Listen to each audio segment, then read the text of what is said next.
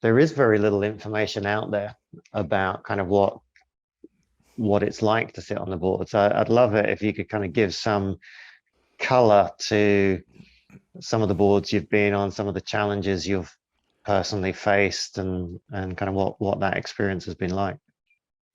Yeah, sure. I guess the first board that I was on, I was very fortunate to have very good directors. We had an excellent chairman, Tony Radford. We had the head of a major New Zealand accounting firm. We had a senior lawyer who went on to be a Court of Appeal judge, and we had a very successful businessman. So that was my benchmark on how things should be done properly.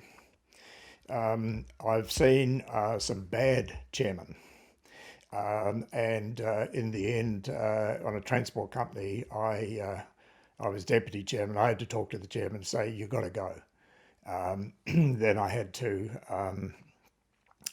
move the managing director on because the company was being driven into the ground, and so I stepped in as executive chairman. Then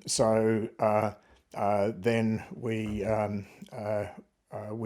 sold the company, and just as well we did because it wouldn't have survived the pandemic with the drop in volumes and so on.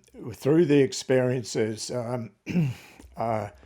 I've seen, well, one thing to understand is that you're not going to get your own way every time in a board meeting, and you've got to play the politics. And I read somewhere once that the politics around a board table are far more intense than parliament or government or whatever. And you have got to be able to read the room and understand how your colleagues are actually thinking on an issue. And then if you had a point of view, you've got to try and influence them, but you may not succeed.